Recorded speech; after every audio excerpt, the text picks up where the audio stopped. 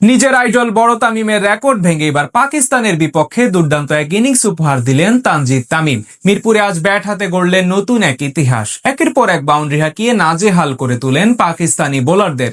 তার ব্যাটে ভর করে বিশাল পুঁজি পায় বাংলাদেশ। মিরপুরে তানজিদ তামিমের ইতিহাস গড়ে কত রানে টার্গেট দিল বাংলাদেশ, সেটাই জানবো রিপোর্টে। একমাত্র ছোট টার্গেট হলে এবং ছোট দলের বিপক্ষেই ভালো করেন তানজিদ তামিম। তৃতীয় ম্যাচে মাঠে নামার আগে এমন কথাই নিন্দুকদের মুখে শোনা গিয়েছিল তাকে নিয়ে। তবে তানজিদ তাদের সবাইকে ভুল প্রমাণ করে জবাব দিলেন আজ ব্যাট হাতে। মিরপুরে আরো একবার বুঝিয়ে দিলেন কতটা প্রতিভাবান এই ব্যাটার। সাথে নিজের বাল্যকালের আইডল তামিম ইকবালের রেকর্ড ভেঙে গড়লেন নতুন এক ইতিহাস। তার সেই দুর্দান্ত ইনিংসে ভর করে মিরপুরে বড় পুঁজি পায় টিম টাইগার্স, যার সুবাদে প্রথম ইনিংস শেষে জয়ের আভাস পাচ্ছে বাংলাদেশ দল। যুব বিশ্বকাপ থেকেই তানজিদ তামিমকে নিয়ে বিশাল স্বপ্ন দেশের কোটি ক্রিকেট প্রেমীর। ব্যাট হাতে জাতীয় দলের সুযোগ পাওয়ার পর থেকে অবশ্য সেই আস্থার প্রতিদান বেশ ভালোভাবেই দিয়েছেন তিনি। সাবেক অধিনায়ক তামিম ইকবালের পথ অনুসরণ করে হয়ে উঠেন দলের নিয়মিত সদস্য।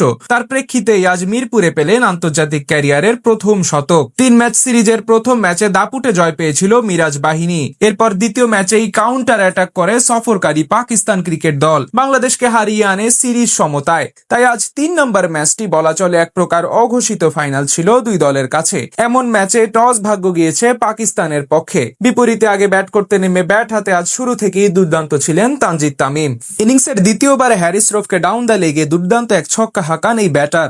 এরপরই হাঁকাতে থাকেন একের পর এক বাউন্ডারি। পাকিস্তানি বোলারদের তুলোধুনো করে বেশ ভালোভাবে কাজে লাগাতে থাকেন পাওয়ার প্লেতে। এদিন প্রথম 10 ওভারে জোড়া ছক্কা হাঁকিয়ে নতুন রেকর্ড গড়েন তানজিদ।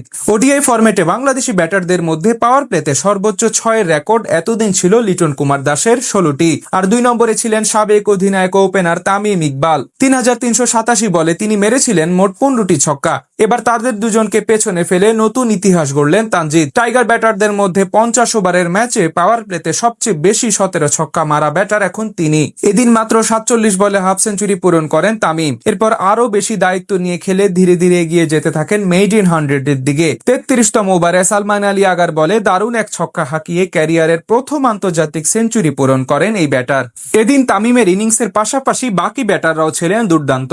বিশেষ করে ওপেনিং এ সাইফ হাসান 36 রান করার পরে তিনি নেমে শান্ত খেলেন 27 রানের ইনিংস। এরপর মিডল অর্ডারে দায়িত্ব নেন লিটন কুমার দাস এবং তাওহিদ হৃদয়। দুজন মিলে বাউন্ডারি ও সিঙ্গেলের উপর জোর দিয়ে বেশ ভালোভাবে এগিয়ে নিয়ে যেতে থাকেন দলীয় রানের চাকা। মাঝে এলকেডি 41 রানে বিদায় নেওয়ার পরের বলে গোল্ডেন ডাক মেরে আউট হন রিশাদ হোসেন। শেষ পর্যন্ত হৃদয়ের 48 রানের ইনিংসেই ভর করে 290 রানের পুঁজি পায় বাংলাদেশ।